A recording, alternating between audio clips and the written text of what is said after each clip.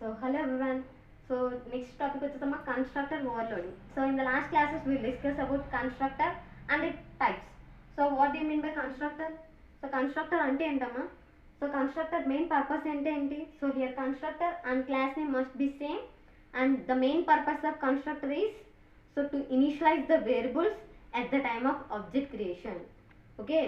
So ఆబ్జెక్ట్స్కి మనం వేరియబుల్స్కి ఇనిషియలైజ్ చేయడానికి మీన్స్ ఆబ్జెక్ట్ ద్వారా మనం వేరియబుల్స్కి వాల్యూస్ని ఇనిషియలైజ్ చేయొచ్చు.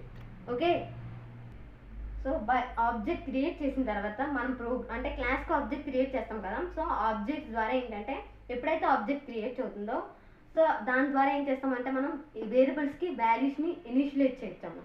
క్లాస్ లోపల డిక్లేర్ చేసిన వేరియబుల్స్కి వాల్యూస్ని ఇనిషియలైజ్ చేయడానికి we are using constructor. Okay, so here the constructor and class name must be same. Okay, so there are two types of constructor. One is default constructor and the second one is parameterized constructor. So here default constructor means constructor with no arguments are called as default constructor, whereas the parameterized constructor means constructor with more than one arguments are called as parameterized constructors. Okay, so these topics are discussed in the last videos. And now we'll discuss about constructor and overloading. So constructor means we already discussed, and overloading means so overloading ante entante so ikkada entante multiple constructors with same name ainappudu so overloading anedi perform avutundamma. Okay, so here the definition for constructor overloading means it is a technique. So here it is a technique of defining more than one constructor with same name but different argument or different signature or parameters, or we can call it as different argument. So దాన్ని మనం constructor overloading అంటారు. So constructor overloading means more than one constructor with the same name but different number of arguments. Okay, so different number of arguments or different number of parameters or signature is called as constructor overloading. Okay, so here we can sometimes there is a need of initializing objects in several ways. For that we are using constructor overloading. దీని meaning ఏంటంటే అమ్మ మనం ఆబ్జెక్ట్ని ఇనిషియలైజ్ చేయడానికి so more than multiple times అనేది మనం క్లాస్లో డిక్లేర్ చేసిన వేరియబుల్స్కి ఏవైతే ఇన్స్టెన్స్ వేరియబుల్స్ ఉంటాయో సో ఆ ఇన్స్టెన్స్ వేరియబుల్స్కి మనం వాల్యూస్ని ఇనిషియలైజ్ చేయాలనుకుంటాం. సో అది ఒకసారి కదా మల్టిపుల్ టైమ్స్ ఇనిషియలైజ్ చేయాలనుకున్నప్పుడు సో ఈ టెక్నిక్ యూజ్ అవుతున్నాము. కన్స్ట్రక్టర్ ఓవర్లోడింగ్ టెక్నిక్ అనేది హెల్ప్ అవుతుంది. Okay, for initializing of object in several ways. Okay, so there are so first constructor overloading అంటే ఏంటి? So multiple constructor with same name but different number of arguments are called as constructor overloading. So let us discuss one example program for constructor overloading. Okay, so first import just java lander star అంటే అన్ని packages ఈ programme లోకి inbuilt అవుతాయి. and then we can write class. Here the class name should be, I will write the class name as rectangle. So here the class name should be compulsory, use the define. Okay, and the first letter of the class name must be capital letter because all the predefined classes in జావాలో అన్ని predefine క్లాసెస్లో కూడా ఎలా ఉంటాయమ్మా class name starting letter అనేది capital letter ఉంటుంది. Okay, so for that we can define the user define class name must be also and first letter should be capital letter. Okay, so inside the class it contains variables. So the variables are double length, double breadth. Okay, so next these two are instance variables. Okay, so these two are instance variables. Next we can declare constructor. So here the constructor must be defined inside the class. Okay, so constructor must be declared inside the class only. So the constructor should not contain any return type. So constructor లో ఏ return types declare చేయలేదమ్మా. Just class name ఏదైతే ఉందో same name ఉంటే చాలు, rectangle. Okay, so ఏ return type ఉండనవసరం లేదు. ఓకే, సో ఏ రిటర్న్ టైప్ డిక్లేర్ చేయలేదు విత్ నో ఆర్గ్యుమెంట్స్ అమ్మ. నెక్స్ట్ అమ్మ ఇక్కడ మనం ఏం చేసాం, కన్స్ట్రక్టర్ డిక్లేర్ చేసాం. సో ఇక్కడ కన్స్ట్రక్టర్ ఏంటి, ఎలా ఐడెంటిఫై చేసాం ఇది కన్స్ట్రక్టర్ అని, same name as class name. Okay, with no arguments అమ్మ. సో ఏ ఆర్గ్యుమెంట్స్ పాస్ చేయలేదు. ఓకే, సో ఏ ఆర్గ్యుమెంట్స్ పాస్ చేయలేదు. సో అప్పుడు ఏమవుతుంది, let us declare as 0, right, 0. I can initialize the variables. So variables కి నేను వాల్యూస్ ఇనిషియలైజ్ చేశాను కన్స్ట్రక్టర్ లో. సో ఫస్ట్ డిఫాల్ట్ కన్స్ట్రక్టర్ కాబట్టి జీరోస్ ఇనిషియలైజ్ చేశాను. ఓకే, సో నెక్స్ట్ చూడమ్మా, same name as class name. Okay, with arguments. So with arguments కాబట్టి type అనేది నేను మళ్ళీ డబల్ టైప్ ఇచ్చుకున్నాను. And variables we can declare as our parameters declare చేశాను. ఏ పారామీటర్స్ ఇక్కడ, double type L and double type 2. So these 2 are parameters for this constructor rectangle. Okay, so ఇది ఏంటమ్మా, కన్స్ట్రక్టర్ విత్ ఆర్గ్యుమెంట్స్ అమ్మా. So ఇదేంటి, constructor with no arguments. So no arguments కాబట్టి ఇది ఏమవుతుందమ్మా, డిఫాల్ట్ కన్స్ట్రక్టర్ అవుతుంది. So constructor with arguments it is called as parameterized constructor.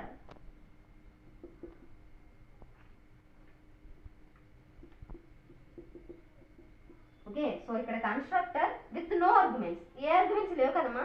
So ఇది default constructor. Constructor with arguments is called as parameterized constructor. So ఇందులో ఎలా define చేస్తాం, instance variables కి we can pass these as variables assign చేస్తాం. So ఏవైతే parameters ఉన్నాయో ఆ parameters ని ఇన్స్టెన్స్ వేరియబుల్స్ కి అసైన్ చేసాము. Same breadth is equals to b. Okay namma, just next void I can declare as int area. So this is the method. So this is the instance method. So ela cheppamma ఇది instance method ani. So class lopala declare chesanu, it contains return type and it is the method name and does not contain any arguments. Okay, so return type ఉంది కాబట్టి కంపల్సరీగా it is an method. So instance method అని ఎందుకు చెప్పానంటే the method is present inside the class is called as instance method. Okay, so next return breadth into or return length into breadth. Okay, so this is the method. Okay, so because it contains return type and method name. So in the constructor it does not contain any return type. So the constructor name and class name must be same. Okay, so next we can declare main method. So public static void main stringa. Here S should be capital letter because the string is predefined class. Okay, so inside the class we can declare an object. So how to declare an object? So we already discussed in the last classes. Here the class name, what is the class name is, here the class name should be rectangle and create an object for this rectangle as I can consider as object as R1. Okay, so object name should be user defined. So whatever we can define that should be the object. So ఏదైతే మనం user define చేస్తారో program అని define చేస్తారో అదేనమ్మా user define అంటే. So ఇక్కడ rectangle ఉంది. So rectangle is the class name. You can create rectangle కి ఆబ్జెక్ట్ ఏం క్రియేట్ చేసాను నేను, R1 అని ఆబ్జెక్ట్ క్రియేట్ చేశాను. And then new is an dynamic memory allocation. ఏంటంటే మీరు క్రియేట్ చేసిన ఆబ్జెక్ట్ కి మెమరీని అలొకేట్ చేయడానికి ఈ న్యూ ఆపరేటర్ యూజ్ అవుతుందమ్మా. And then we can create constructor. ఇక్కడ కన్స్ట్రక్టర్ క్రియేట్ చేశానమ్మా నేను. ఓకే, నెక్స్ట్ చూడండి, I can create one more constructor. So here rectangle R2 is equals to new rectangle and 10 20. Okay, so ఓకేనమ్మా. Just ఇప్పుడు నేను ఇలా create చేశాను కదా, సో ఇలా క్రియేట్ చేసి ప్రోగ్రామ్ ఎగ్జిక్యూట్ చేయండి అమ్మా. ఏమవుతుందంటే జస్ట్ ఇక్కడితో ఎండ్ అయిపోయింది అనుకుని ఈ ప్రోగ్రామ్ ఎగ్జిక్యూట్ చేయండి అమ్మా. ఏమవుతుంది, జస్ట్ R1 అనే ఆబ్జెక్ట్ అనుకున్నాం. సో ఎప్పుడైతే R ను ఆబ్జెక్ట్ క్రియేట్ చేసి రెక్టాంగిల్ అన్నారో, సో ఇక్కడ రెక్టాంగిల్ అనేది ఏంటమ్మా, ఇది ఏమైనా ఆర్గ్యుమెంట్స్ ఉన్నాయా అందులో, లేవు కదమ్మా. సో ఇది ఏ ఆర్గ్యుమెంట్, ఏ టైప్ ఆఫ్ కన్స్ట్రక్టర్, ఇది డిఫాల్ట్ కన్స్ట్రక్టర్. ఎప్పుడైతే R1 ఆబ్జెక్ట్ క్రియేట్ చేస్తారో అండ్ ఆ ఆబ్జెక్ట్ క్రియేట్ చేసి రెక్టాంగిల్ అని కన్స్ట్రక్టర్ని రాసారో ఆటోమేటిక్గా it will call this constructor. Okay, so ఆటోమేటిక్గా రెక్టాంగిల్ కన్స్ట్రక్టర్ కాల్ అవుతుంది. ఎలా? With no arguments. ఏ ఆర్గ్యుమెంట్స్ పాస్ చేయలేదు కాబట్టి, సో నో ఆర్గ్యుమెంట్స్ కాబట్టి, so it will call the default constructor. So default constructor call చేసి ఏమవుతుంది? Length value 0 and breadth value 0 assign చేసింది. సో ఇంకా తెలియడం కోసం ఏం చేస్తారంటే ఇక్కడ మీరు ఒక స్టేట్మెంట్ రాసుకోండి. ఏం స్టేట్మెంట్ అంటే system dot out dot println. So println ఏం చేస్తారంటే ఈ R1 dot area constructor call చేయండి. R1 డాట్ ఏరియా మెథడ్ ని కాల్ చేసేయండి. ఓకేనా? Same next system dot out dot println R2 dot area. Okay, so ఇప్పుడు ఎలా కాల్ చేశారంటే ఏమవుతుందంటే జస్ట్ ఈ ప్రోగ్రామ్ ఎగ్జిక్యూషన్ అయినప్పుడు, సో ప్రోగ్రామ్ ఎగ్జిక్యూషన్ మెయిన్ నుంచి స్టార్ట్ అవుతుంది. సో రెక్టాంగిల్ R1 అని ఆబ్జెక్ట్ క్రియేట్ చేశారు, దాంతోపాటు rectangle with no argument. So ఆటోమేటిక్గా it will call the default constructor. So default constructor call అయ్యే ఏమవుతుంది? R1 అని ఆబ్జెక్ట్ ఉంది. సో R1 అని ఆబ్జెక్ట్కి, సో R1 అని ఆబ్జెక్ట్లో ఏమవుతుంది? లెంత్ అండ్ బ్రెడ్త్ వాల్యూస్ ఉన్నాయి. సో ఇది length and breadth values. So ఈ రెండింటికి ఏమవుతుందమ్మా? లెంత్ వాల్యూని 0 కింద అండ్ బ్రెడ్త్ వాల్యూస్ని 0 కింద ఇనిషియేట్ చేస్తుంది. ఎప్పుడు? At the time of object creation. So the default constructor value should be initialized as length is 0 and breadth is 0. Okay, so next అమ్మా, so rectangle R2 is goes to new rectangle 10, 20. So ఇక్కడ ఏమున్నాయి? ఎన్ని number of arguments ఉన్నాయమ్మా? 2 arguments ఉన్నాయి. What are there? 10, 20. So it contains a type argument అమ్మా? ఇది 2 arguments ఉన్నాయి కాబట్టి, so this is the parameterized constructor. So ఎప్పుడైతే మీరు ఆబ్జెక్ట్ క్రియేట్ చేస్తారో, సో ఆబ్జెక్ట్ క్రియేట్ చేసిన తర్వాత కన్స్ట్రక్టర్ ఏమవుతుంది? ఆటోమేటిక్గా కన్స్ట్రక్టర్ ద్వారా ఏమవుతుందంటే పారామీటరైజ్డ్ కన్స్ట్రక్టర్ ద్వారా 10 or 20 అనేది ఇన్స్టెన్స్ వేరియబుల్స్కి అసైన్ అవుతాయి. సో అంటే డబల్ L ప్లేస్లో ఏమో 10 అండ్ డబల్ B ప్లేస్లో 20. సో ఈ 10 అనేది ఇన్స్టెన్స్ వేరియబుల్స్కి అసైన్ అవుతుంది అండ్ ఈ 20 అనేది బ్రెడ్త్ అనే ఇన్స్టెన్స్ వేరియబుల్కి అసైన్ అవుతుంది. ఓకే, సో ఇప్పుడు R2 ఆబ్జెక్ట్కి, ఓకే, సో R2 ఆబ్జెక్ట్లో దాని యొక్క length value and breadth values ఏం అసైన్ అవుతాయేమో? సో లెంత్ వాల్యూ వచ్చేసమ్మా, లెంత్ వాల్యూ ఎంత అసైన్ అవుతుంది? 10 వాల్యూ అసైన్ అవుతుంది and here the breadth value should be 20 for object R2. Okay, so R2 ఆబ్జెక్ట్కి మనం కన్స్ట్రక్టర్ ద్వారా వేరియబుల్స్కి వాల్యూస్ ఎలా ఇనిషియలైజ్ చేసాం?